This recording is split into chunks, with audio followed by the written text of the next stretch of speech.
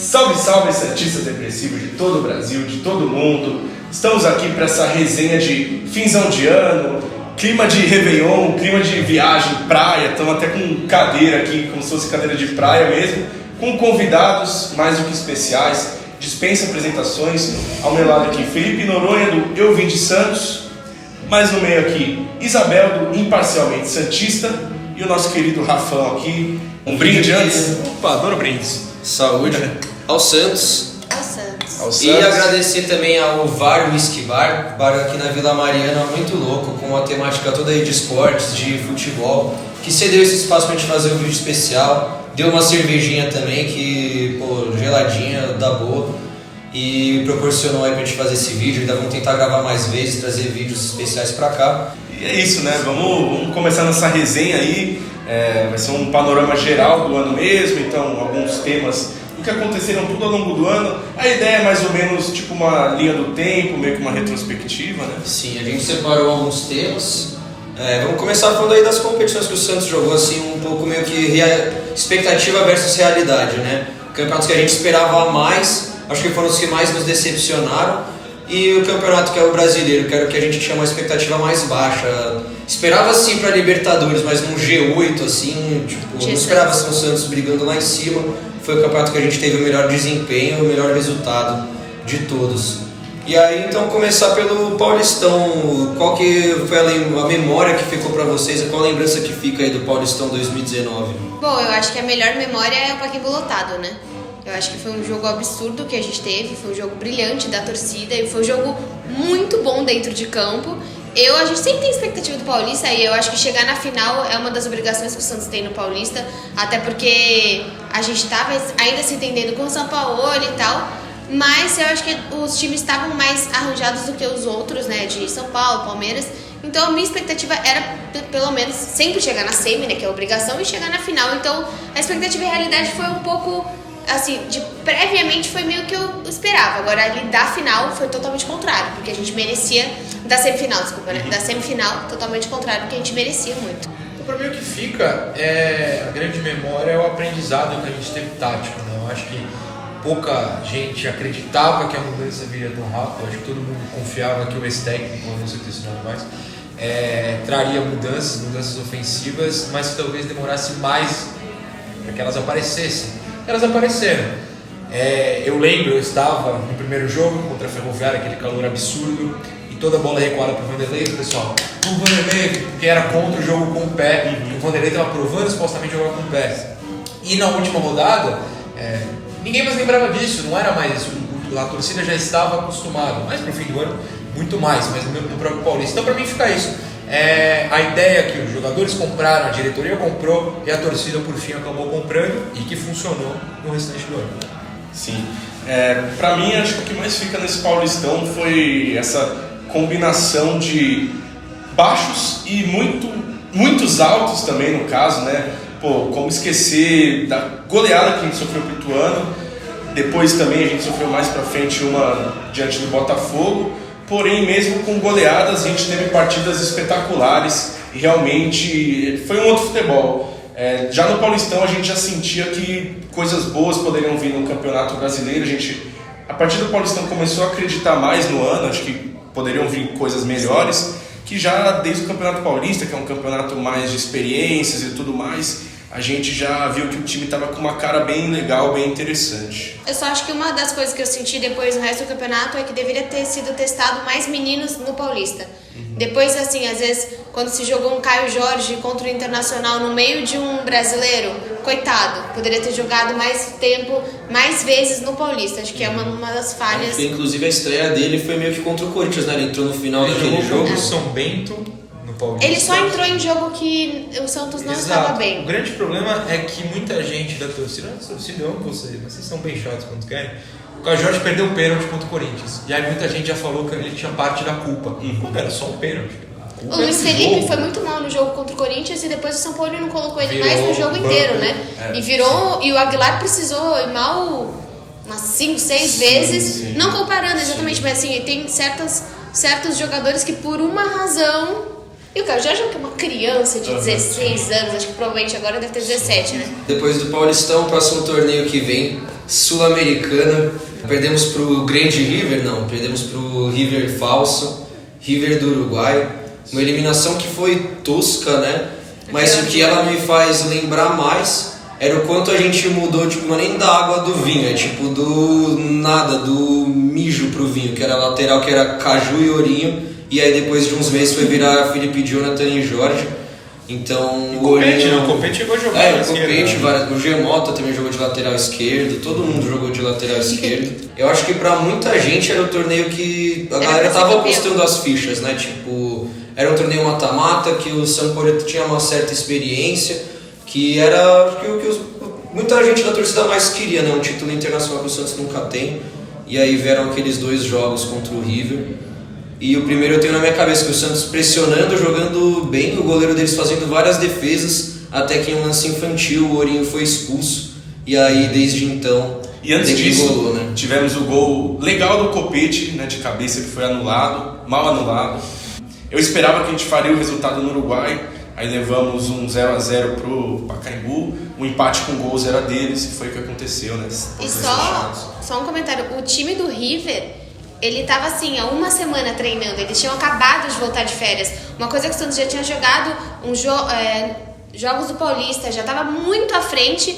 O time do River tinha voltado assim há uma semana, tanto que o primeiro jogo foi eles estavam totalmente desorganizados, eles não tinham nenhum time ainda. Pra mim foi a maior decepção do ano, porque em termos de expectativa e realidade, foi o maior desequilíbrio. Pra mim, a expectativa era com certeza ser campeão. Ainda mais se tinha times, tudo bem, você poderia ter o Corinthians ou o Fluminense, não sei se o Botafogo também. Alguns times, mas assim... eu acho que era pra ser campeão. E uma outra coisa que eu também acho, que se o Santos tivesse ido pra frente, o Carlos Sanches teria sido o nosso capitão na Sul-Americana, muito por conta do idioma também. E acho que teria mudado completamente essa questão no Santos de não ter um capitão. Algo que me incomoda muito foi ter o Gustavo Henrique como capitão até o fim do ano, um cara que a gente sabia que ia embora. Então acho que se a gente tivesse seguido na Sula, o Sanches teria se firmado como capitão.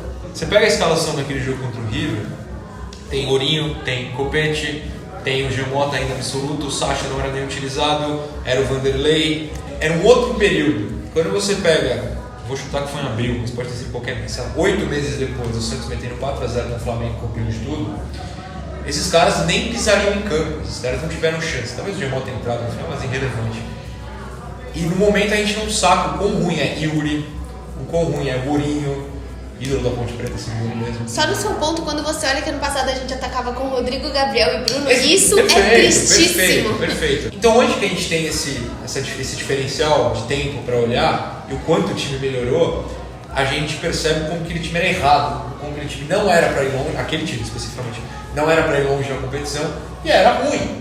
A gente vai olhar a evolução de jogadores como o Soteldo, a evolução de outros jogadores. Então, não é que eu gostei de perder pro River Plate do Uruguai, não, é um horror. Mas eu acho que aquele time não ia brigar por título, tal como não brigou no Copa do Brasil e tal como no Brasileiro tinha um time muito mais forte. Podia ter caído 2, 3 fases depois, com o Del Valle, que era muito forte, talvez o Santos não encarasse. Foi feio pelo nome, mas quando a gente olha, não era o time ideal. Muita coisa ia mudar ainda, então eu dou uma relevada nisso. Eu não consigo dar uma relevada, até porque o River não era ideal também, né? O River também estava bagunçado. Só pelo nosso lado e só mesmo. Não, claro. Eu acho que também foi males da vida que vem para o bem, o Santos pôde focar no brasileiro, talvez tivesse mais uma competição com viagens, pudesse atrapalhar a nossa campanha. Mas acho que deu para resumir bem então que foi a Sul-Americana. E aí vamos passar por Copa do Brasil.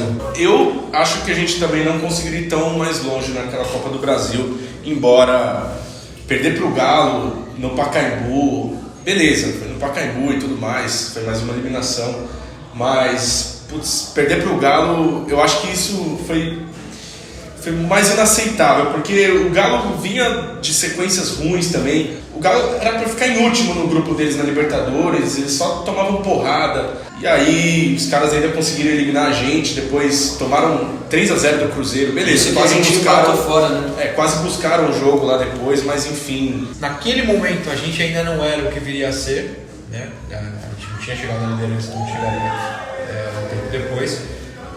E talvez a gente fosse o mesmo nível ou menos time que o Galo. Aí eu vou ter que puxar de memória, eu não vou lembrar agora. Dá pra discutir. O que eu lamento muito é que no primeiro tempo do jogo de Independência, o Santos dominou o Galo. Podia ter feito algo ali, não fez, saiu com empate. Poderia ter vencido fora. E aí perdeu em casa. Perder em casa é um grande problema. As duas eliminações foram no Pacaembu. Não tô jogando aqui Vila Pacaembu, pra mim pode jogar até no Urico Mursa, não tem problema. A gente ainda vai discutir isso aqui. Mas se você se provou melhor ou capaz de ser melhor fora de casa, eu não entendi e não entendia à época porque o time tinha esses apagões. O segundo tempo foi um horror no Pacaembu, assim, um horror. Aliás, isso acabou dando um indício do que aconteceria o restante do ano. Os apagões de segundo tempo, claro, o clássico contra o Fortaleza já aconteceu naquele período ali. E além, acho só um comentário, quando saíram que o Santos ia pegar o Galo, até ficou meio famoso as redes sociais do Galo. O Galo, tipo, não acredito, tinha tanta gente. E a gente, tipo, bem, conseguiu, porque dentre as opções a gente podia pegar, sei lá, acho que era desde Flamengo, São Paulo, era todo mundo que a gente poderia pegar. E sim, a gente pegou o time mais acessível. Teria ou o Galo ou o Atlético Paranaense, que a gente pode chamar de acessível porque nunca é fácil. E a gente conseguiu pegar o time que dava pra vencer e pra mim também foi um vexame. Sim, acho que vocês falaram tudo, foi super decepcionante. Empatar na Independência, fazer um gol com menos de 5 minutos no Pacaembu e tomar uma virada ridícula. Acho que tomou o gol foi do Charas, o gol, aquele cara das trancinhas, né? Mas aí, bom, acho que águas que passam, uma péssima Copa do Brasil. Torneio que seria importante para o Santos por dar muito dinheiro, porque são 70 milhões para o campeão, mas não dá para pensar nisso, a gente não vai pagar as contas Tem que com pensar o agora título da Copa do Brasil. E aí, né, saímos do Paulistão, saímos da Sul-Americana, saímos da Copa do Brasil, foco total no brasileiro. É uma campanha que já começou com algumas vitórias seguidas. A gente começou ganhando fora do Grêmio, né? Começou bem, né? Aí veio aquele jogo contra o Palmeiras, a gente deu uma caidinha assim, ficou mais brigando lá para quarta posição, para depois no final do primeiro turno começar a ter uma arrancada. Não chega a ser primeiro turno, né? Que era pré-Copa América, por isso que fica essa imagem de ser primeiro ou segundo turno, mas pré-Copa América começou uma sequência boa que foi terminar depois da Copa América, alcançando a liderança. E além desculpa, além de tudo, dessas 3 eliminações, foram 3 eliminações, mas pra mim o pior jogo do campeonato do Santos no ano foi 4x0 contra o Palmeiras, no Pacaembu. Então foram 3 eliminações, um 4x0 ridículo, nojento, podre, com o Rodrigo no banco. Fico muito irritado com isso. Claramente. Que foi o Rodrigo no banco, se eu não me engano, ele, tipo, foi o último jogo dele, ele já ia embora, tipo, põe a desgraça do Rodrigo. Então foi um erro clássico, tipo, óbvio, do treinador, e mesmo assim a torcida continuou apoiando ele. E foi a terceira goleada também, né? Ituano, Botafogo e aí. Mas é que essa foi podre. Mas nunca mais aconteceu, Olha lá, as coisas ficaram boas. Olha que bonitinho. Mas o que eu ia falar que mais me chamou a atenção nesse brasileiro foi o quanto que o Santos ganhou fora de casa. E isso que fez a diferença, né, pra gente brigar lá em cima, na minha opinião. Eu queria saber agora um pouco também de vocês, um pouco o que vocês acharam do Brasileirão. Eu acho que, assim, a ideia do Caldeirão mudou um pouco. Então, a Vila começou, desde o ano passado, a não ser tão forte. A ser uma vila de... Já faz uns 10 anos já, mas tudo bem. 2.000, 3.000 pessoas. Então, se a gente não tem mais um Caldeirão tão forte em casa, o Santos começou a jogar melhor fora de casa. Porque a gente estava conseguindo não contar tanto com a torcida. Até que no meio do ano, a gente foi lá para agosto, que a gente estava em primeiro colocado. E daí foi Goiás, Avaí, foram uma sequência da Vila lotada. Todo mundo foi. Mas, de forma geral, se a gente não pode mais contar com o time dentro de casa, o Santos começou a mostrar melhores jogos fora de casa. Então, teve o que você falou, Grêmio... Quando começou o jogo, eu falei, nossa, lascou.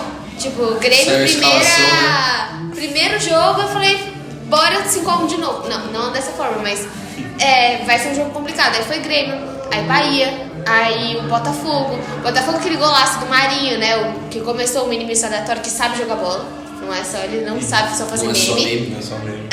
E daí foram esses 3 jogos que foram muito bem. Depois a gente viu que não foi qualquer coisa. Goiás, depois foram times que, os times chamados grandes também tinham dificuldade de jogar lá. Vai ficar pra sempre, sabe o quê?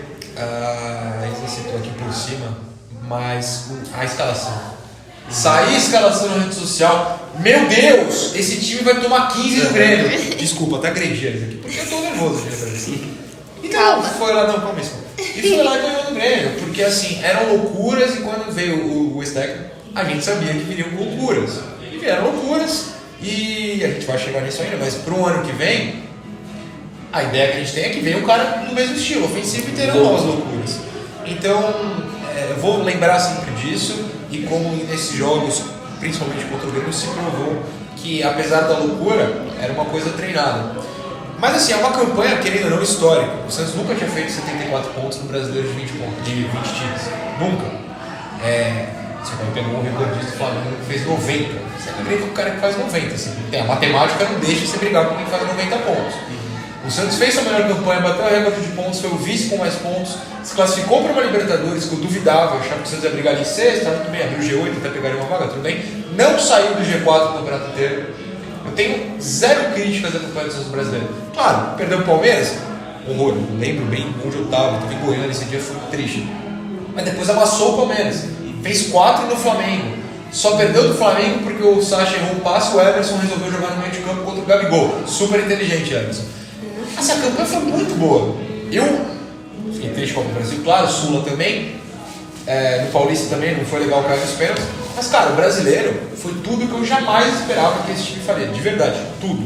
Se esperava que, uma hora a gente ia falhar, ia perder essa liderança, mas acabou vindo de uma forma dura, que foi com aquele empate no Fortaleza, e outro que, para mim, pessoalmente, me irritou mais até do que o do Fortaleza, que foi o do Atlético Paranaense, que eles estavam com todo o time reserva, até o goleiro reserva, e a gente foi empatar no finalzinho com um pênalti duvidoso.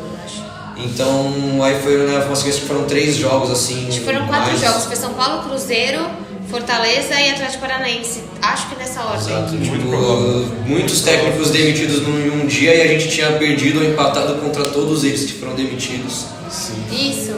E Ou aproveitando... estreia mesmo, né? Como do Rogério, que foi o primeiro jogo. Quase o primeiro e único jogo dele no Cruzeiro. Foi a única vitória? Eu acho que sim. Foi. Muito bom, Gustavo Henrique, parabéns. Sim. Realmente o Flamengo estava fora da curva esse ano. Porque a gente pode fazer as contas. Todos os jogos que o Santos vacilou, tipo Fortaleza, Atlético Paranaense em casa, pode pegar até São Paulo, Cruzeiro. Se o Santos acho que ganhasse todos esses jogos, acho que não conseguiria chegar na pontuação do Flamengo. Foi 16 e o Santos faria 12. Então eu também fico satisfeito com essa campanha do Santos. E mais uma vez eu dou mérito pro ex-técnico por ele ser o grande responsável por isso, por ter pego um elenco e extraído mais uma vez o máximo. Quem imaginava, né, no começo do ano que o Sacha, de quase vendido pro futebol turco, de o cara falar que não ia aproveitar ele, não tinha achado ele no esquema, vira a ser o nosso artilheiro no Campeonato Brasileiro, jogando bem, com partidas muito inteligentes, que o trio SMS, né? MSN. Iria iria encantar o Brasil. E Neymar, somente Que o trio SMS iria encantar o Brasil também. O Soteldo aí jogando muita bola, acho que um dos principais pontos positivos no ano nesse brasileiro, já despertou interesse de vários clubes. Mas é isso, o saldo do Santos no Campeonato Brasileiro. Fica claro aquele gosto do Fortaleza, Atlético Paranaense em casa, jogo contra o São Paulo, que aí começou a arrancada negativa depois, interrompeu a série. Só que de um modo geral foi bastante positivo. Foi um ano que a gente teve que implorar para essas pessoas que nos assistem que talvez entendessem. Eu sei que parece que a gente é melhor do que é, mas a gente talvez não seja tão bom assim. E é normal cair para segundo, cair para terceiro. O Flamengo tem 800 bilhões na soma do preço dos jogadores do elenco. O Palmeiras tem a Crefisa inteira. A gente tem 3 mil pessoas por jogo no estádio. Vai pagar conta como? Não tem, a gente fez milagre, por mais que muita gente não enxergue dessa maneira. Bom, mas agora passamos por todos os campeonatos, agora vamos passar por outros temas, debates que surgiram ao longo do ano, para falar um pouco também de como foi em 2019 e um pouco do que a gente espera quer em 2020. E o primeiro desses tópicos que a gente pegou é de estádio. Então, um ano que a gente está vendo uma gestão que prometeu 50% dos jogos no Pacaembu, começou jogando muito no Pacaembu no primeiro semestre, a pedido do técnico, nosso ex. Não jogamos no Pacaembu durante muito tempo, e esse ano foi um dos piores anos do Santos no Pacaembu que eu me lembro.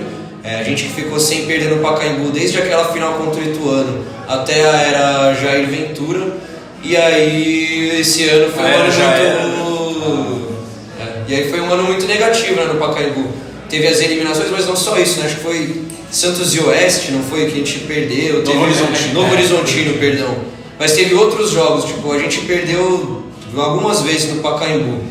Então, vocês que não necessariamente foram derrotas, talvez más atuações. Essa do Oeste que você citou, o Santos faz o gol da vitória no último lance. Isso. Mirassol, último lance, entendeu? Então, às vezes não é derrota, jogou mal. Exato. E aí, vocês estão imaginando pro ano que vem, agora que saiu o técnico que não gostava do Pacaembu, que jogue um pouco mais, que mantenha na Vila, clássico na Vila, jogo mais tranquilo no Pacaembu. Queria um pouco da opinião de vocês. Eu acho que tem que parar de ter uma dependência. Não é porque é na Vila que é campeão, não é porque é o Pacaembu. Parar de culpar o estádio e jogar mais bola. Então, esse ano a gente acabou passando por derrotas. Eliminação no Pacaembu. Legal, mas jogou muito mal contra o Galo, sabe? Contra o River não tinha ninguém lá. Então não vai culpar o estádio quando você simplesmente não jogou bola pra merecer o que aconteceu. Acho que o único lugar que a gente mereceu foi no Paulista. A gente colocou 40 mil pessoas lá dentro. Então dava pra ter mais jogos aqui e acho que só tem que tirar essa superstição que se é na Vila a gente ganha. Quer jogar clássico na Vila? Joga. Mas aí também não vai mandar o jogo aqui contra a Chapecoense 9 horas da noite num sábado. Porque não vai lotar e você vai falar, tá vendo? O Pacaembu não lota, o Pacaembu tem 8 mil pessoas. Tá, 8 horas da noite num sábado contra a Chapecoense não vai lotar, eu tô falando qualquer horário. Então tem que entender também e parar de culpar o ambiente e sim o time. É que eu culpo a torcida, eu não sei até que ponto eu posso xingar. Não, xingar não, brincadeira. Culpar a torcida aqui, não. Jamais xingaria alguém. Só David Braz. Eu sou muito. Eu amo ele. Esse é um grande problema, senhor. Eu sou muito dividido nessa questão, porque por mais que eu queira culpar a diretoria, como citado, que promete não cumpre 50%, a gente tem que lembrar que, por exemplo, no brasileiro, a polícia não permite, quem discutir por isso é outra história, que times joguem na mesma cidade no mesmo dia. Quando você tem um campeonato que Palmeiras, Corinthians e São Paulo estão na mesma cidade, mandam jogos na mesma cidade, o Santos usualmente não pode jogar em São Paulo no brasileiro, acaba diminuindo a quantidade de datas. O Santos na Vila você pode jogar qualquer dia. Porém, a diretoria tinha a obrigação de avisar muito antes, meses antes, essa rodada aqui dá pra ir, hein? Joga no sábado aqui, o Corinthians joga no domingo, dando um exemplo, vai pra São Paulo. Isso daria o quê? A chance da torcida se programar. Aí, eu também culpo a torcida, porque a Vila não lota, o Pacaembu não lota, a gente manda jogo no Morumbi, não lota, se mandar na Aliança não lota, se mandar na Javari, cabe 2 mil pessoas, não lota, a torcida do Santos não vai. Pode ser domingo 4 horas, quarta-feira 10 horas, sábado 9 horas, domingo 11, por que a torcida do Santos não vai? É só isso que me preocupa. Se manda o jogo na Vila, manda no Paca, a única coisa que eu imploro para a diretoria é a programação, avisa antes. Começa a vender ingresso antes também, né? É uma coisa que pegou bastante de crítica da torcida, principalmente no Paulistão, foi assim, a demora de começar a vender ingressos, principalmente quando eram jogos no Pacaembu e tudo mais. Eu não tenho lá uma opinião ainda formada a respeito de Vila Belmiro, Pacaembu. Eu acho que o Santos tem que se impor onde quer que jogue, né? Só que o que me incomoda bastante era o motim que tinha entre os jogadores, entre o elenco. Isso não é desse ano, é de bem antes. De ter que subir a serra e jogar no Pacaembu, cara. Parece que os caras já vinham com cara fechada, já vinham sem querer jogar, e aí os caras vão lá na imprensa, declaram que no Pacaembu a gente não gosta, a gente se sente melhor na Vila. Beleza, tudo bem, só que acho que externar isso, não sei se fica legal, sabe? Porque cria meio que um clima de motim. Isso já joga também um pouco muitos torcedores que são totalmente contra o Pacaembu a ficar mais contra ainda. Exatamente. E somado a isso, a torcida não comparece nem no Pacaembu e nem na Vila. Lembrando, se fosse um campeonato de média de público, a gente seria rebaixado. Só contextualizando, eu descobri, né, na falta de noção, eu que sou de Santos, mas moro em São Paulo, muita gente de São Paulo não tem noção da distância de São Paulo para Santos. Então imagina quem assiste vocês e é, sei lá, de Manaus, cara, Santos, São Paulo, em 1 hora você está na Vila do Pacaembu. Com escolta da polícia, então você tá. Assim, não é um drama, né? Você ir de uma cidade para outra, dá para você, pro Vitor Ferraz, sei lá, ir para casa depois do jogo, com tranquilidade. Mas ele, inclusive, a arena do Grêmio é longe pra caramba da cidade. Quero ver se ele vai reclamar de jogar lá. Pô, a culpa é de Deus, vai saber. Um adendo que a gente tá falando de torcida, e só uma das coisas que eu acho que, além do sócio torcedor ser um ponto muito fraco do Santos, eu acho que uma coisa que a gente poderia trabalhar mais, é uma coisa que pro ano que vem, essa parte tem que ser mais trabalhada pra gente ter mais sócios, Porque os sócios, você tem vantagens, você vai na Vila. Falando só um pouquinho de administração, esse ano... Tem esse tópico ainda pra mais tarde. Não, mas era só pra... Eu só queria falar bem da comunicação do Santos. Fala mentiroso. A comunicação do Santos esse ano foi um exemplo de comunicação que, assim, se você... Acho que a gente bateu 1 milhão agora no Instagram, então dá pra motivar. Isso que eu quero ligar com a comunicação, porque, assim, se você colocar as torcidas do Santos, São Paulo, Flamengo, a gente sabe que em números existe um desequilíbrio. Se você olha em rede social, o Santos publica muito bem as coisas, o Santos trabalha muito bem a comunicação, então dá pra você chamar a torcida, dá pra você vender antes. Tiveram até jogos que a gente perdeu, só que como o Santos já tinha aberto os ingressos antes, já tava cheio, o cara falou, vou, né, já comprei. Então isso é bom, vou, né, já comprei, você vai e você lota. Então isso é legal, mas faltam ações. Por exemplo, a gente tá com essa blusa aqui, todo mundo acha maravilhosa essa blusa. Pô, não dava pra você jogar, foi contra o Corinthians, acho que a gente tinha acabado de lançar essa blusa, não dá pra você chamar o Mano Brown, chamou o Emicida que narrou, apesar dessa minissérie brilhante do Santos, não dá pra colocar a blusa lá na frente com 3% de desconto, todo mundo vai comprar, é lá na frente. Você vai na loja hoje do Santos, não tem roupa, eu não tô falando de roupa de feminina, eu tô falando roupa, gente, não tem. A gente não tem roupa em São Paulo, não tem mais loja física do Santos em São Paulo. Ouso dizer que em São Paulo tá mais forte produtos do Flamengo do que do próprio Santos. Você vai em lojas assim, essas tradicionais Baiard, Centauro, qualquer uma, assim, muito mais forte. Não tem mais a loja no Pacaembu, não tem mais a loja no Guarulhos. Acho que tem a loja no Guarulhos, sei lá. Mas a gente vai depois ter um bloco só pra isso, vamos só agora finalizar essa parte de Pacaembu, Vila Belmiro, porque junto desse tópico eu ia falar que começou um projeto de retrofit. Existe muito boato, muita especulação, mas existe um fato que o presidente do Santos se mobilizou, trouxe um arquiteto, montou um projeto, montou uma maquete e está tentando vender esse projeto. E eu não sei, acho que não estou conseguindo botar tanta fé que vai sair esse projeto. Qual que é o sentimento de vocês? Agora com a W Torre eu tenho mais firmeza do que com a Bolton. Só se efetivamente for a W Torre, que é a mesma construtora do Allianz, pelo menos eu acredito um pouco mais de credibilidade do que esse Bolton Group que sumiu. Eu não sei se procede essa história também da W Torre, né? Muitas pessoas estão falando isso, outras falando aquilo. Vocês citaram que o Pérez se mobilizou? Mais ou menos, né? O Arthur Tatibori, adoro o sobrenome armênio dele, que é o arquiteto, criador do Retrofit, que deu a ideia, na verdade, ele topou dentro da empresa dele fazer um projeto e apresentar para um amigo em comum que ele tinha com o Pérez, e o Pérez falou, tá bom, mostra aí, beleza. O Santos não tem relação com o projeto, o Santos recebeu de bom grado essa ideia, porque o Santos não se mobilizou para tal. Pode botar na minha conta isso, tá, gente? Não quero culpar ninguém. Jornalista, só aqui, é furo. Não, você quer me processar? Não, por favor, não, por favor. Só nessa parceria com a Bolton, que é a grande dependência para que, no primeiro momento, o retrofit fosse colocado em prática, ou pelo menos oficializado, porque eu confio, o Arthur eu conheço, o projeto existe, eles fizeram estudos, e mais estudos, depois mais estudos, o projeto está ali, eles não podem pagar, eles são uma empresa de arquitetura, o Santos não tem dinheiro para isso também. A Bolton surgiu de uma maneira suspeitíssima. Eu sei que quando alguém fala que vai te dar dinheiro, você fala, opa, se chegar aqui e apresentar aqui dinheiro, peguem dinheiro, Santos Depressivo, vocês estão ricos. Agora vocês vão falar, ótimo, qual a procedência? Não importa. A procedência da Bolton era minério na África, Bitcoin. Eu entrevistei um especialista em Bitcoin que falou, não, isso é mentira, eles não mexem. Nada indicava, e nada segue indicando, que fosse uma empresa idônea, limpa, que a procedência do dinheiro fosse boa. Eu prefiro ser pobre, eu digo isso como cientista, e manter no estádio que eu conheço há mais de 100 anos, do que receber um dinheiro e depois ficar, um exemplo, como o Corinthians, que não tem como pagar. Se a Bolton dá, sei lá, X milhões e some, é do nosso bolso que sai, do Santos. Vocês querem isso ou vocês querem continuar com a Vila ou esperar uma empresa idônea? Essa história do W Torre não recebi de fonte oficial, não estou desmentindo a Isa, pelo amor de Deus, isso que eu tenho não rolou, não sei, pode aparecer amanhã, não tem problema.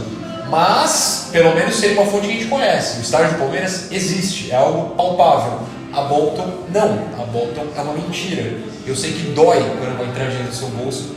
Não entrar. Continuar pobre é um saco. Mas eu prefiro ser limpo. Enfim. É difícil você imaginar de que porque está mais moderno vai lotar mais. Mas eu acho que teria que ampliar sim, porque já que você vai fazer uma reforma, Sim. você tem que esperar que aconteça coisas boas. Mas tem também a parte de a Vila tá muito atrasada, então eu tenho um amigo que fala, pô, eu não vou em jogo, porque eu não vou levar minha namorada num estádio que ela não vai poder ir no banheiro tranquila, que o banheiro não, sei lá, é sujo, que não tem o que comer, etc. Eu acho que a gente é fanático, a gente vai de qualquer jeito. A Vila Belmiro pode estar caindo aos pedaços, pode estar uma arena absurda, a gente vai de qualquer jeito. Então eu acho que tem que tem que pensar num futuro de que vai melhorar, então ter uma capacidade maior, mas eu acho que quando tem gente que defende, não, tem que ter 40 mil lugares para receber uma final de Libertadores. Eu acho que seria uma insanidade o Santos ter uma final única.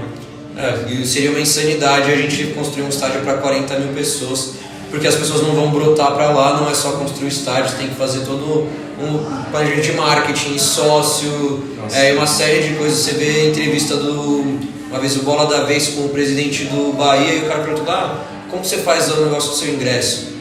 Ele começou a explicar toda a história da formação da sociedade de Salvador, para ele explicar o porquê por causa do preço X, Y e Z dele. Então tem que ter todo um estudo social de Santos, estudar e conhecer melhor o torcedor, trazer o torcedor para perto, e aí sim você pensar em ampliar mais o estádio. Tem alguns contrapontos, não o que você disse as ideias, primeiro, que eu tive a oportunidade, no Só Santos pode destacar, aqui a gente está fazendo aniversário, entrevistar o próprio Arthur, e ele falou, bem constrangido, eu senti que eu peguei ali, né, no flagra, no ponto fraco. Eu falei, cara, tá bom, vocês vão botar um estádio de luxo aqui, luxo entre aspas, moderno, vai ter que cobrar mais caro, né? O setor mais barato não vai ser tipo hoje, né, que é o central, que eu pago o menor ingresso da estádio e estou no melhor lugar do estádio. Não vai ser, né? Não vai. Quem vai pagar isso? Você já não vai com o ingresso mais barato que todos os rivais. Vai quando for mais caro. 2, eu entendo isso que muita gente fala, as arenas são mais modernas, mais confortáveis. E de fato a gente é fanático e vai com qualquer coisa. Se eu tiver que sentar no cimento 2 horas no sol, já fiz muito isso na minha vida, vou continuar fazendo, não tenho problema. Mas, vocês já foram no Allianz? Vocês já foram? Já. A cadeira do Allianz é pior que aqui. Você fica assim. Pô, é moderno, é bonito, mas você vê o jogo assim, apertado. Na Vila, cara, eu sempre boto o pé na outra e tô tranquilo. Assim, não é tão ruim quanto parece. Eu tive a oportunidade contra a Chapecoense de levar uma amiga minha de São Paulo, que está conhecendo estádios, pegou o gosto do futebol agora. Ela sentiu muito bem na Vila. Por quê? É espaçoso, dá pra ver o jogo de perto, o ingresso barato, ela pagou 20 conto e viu o Nicola, não viu os jogadores, sabe? É uma experiência diferente. Aí vai pro marketing. A gente vende isso. A gente avisa a torcida, pô, aqui você tá confortável, entre aspas, nesse estádio você não vai ficar confortável. Você vai ouvir de perto? Você vai ver de perto? Cara, quanto você demora pra andar da estação? Eu não sei, eu não lembro, acho que é Itaquera, né? Até o estádio do Corinthians, que eu fui na Copa América, gente, é muito tempo, na chuva. Esse trajeto não chega. Não, é muito rolê. Então acho que tem muito isso. E também tem aquelas coisas assim, vai demolir alguma coisa, vai destruir, tem que manter a identidade. Porque como você vai ampliar e vai manter? Porque tem muita gente que não, tem que ser exatamente o templo do futebol. Tem muita coisa envolvendo o estádio. Que eu acho que existe essa superstição que a Vila ainda está encantada. Existe muita coisa, é muito bonito, mas então a gente vai abandonar a Vila, vai construir outro, a gente vai construir para 30. E a questão do ingresso é perfeito. Eles reclamaram muito, quando foi no clássico, eu acho que começaram a aumentar os valores e as pessoas começaram a ficar muito bravas. Mas assim, você quer ter um time competitivo, se você precisa de jogadores caros. Infelizmente é ridículo o que a gente paga para jogador. Só que vê onde vem a maior renda do Flamengo, onde vem a maior renda do Palmeiras, é de sócio torcedor e principalmente de Mas é que a gente é um time que sempre passou um ano sem patrocínio, né? Sim. Patrocínio principal. Então colocar na conta do torcedor eu acho muito complicado. Não. Até porque nunca foi. O torcedor do Santos nunca pagou as contas. Exato. Enfim.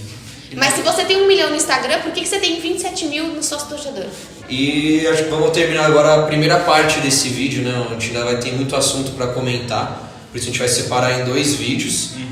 Esse agora a gente falou mais sobre o que aconteceu no ano, os campeonatos, os jogadores. E no próximo a gente vai falar um pouco de o que a gente está esperando de 2020, possíveis reforços, os reforços que já estão vindo. E então, já que vai acabar esse vídeo, se inscreve no canal, se inscreve também em Parcialmente Santista, se inscreve no Ovinho de Santos, se inscreve no Santos Depressivo. Sigam também o nosso parceiro var.vilamariana no Instagram. Cedeu aqui o espaço pra gente fazer esse vídeo. É muito legal aqui no VAR, tem comida, tem lanche, lugar muito da hora. Vila Mariana, Rua Caravelas, 169.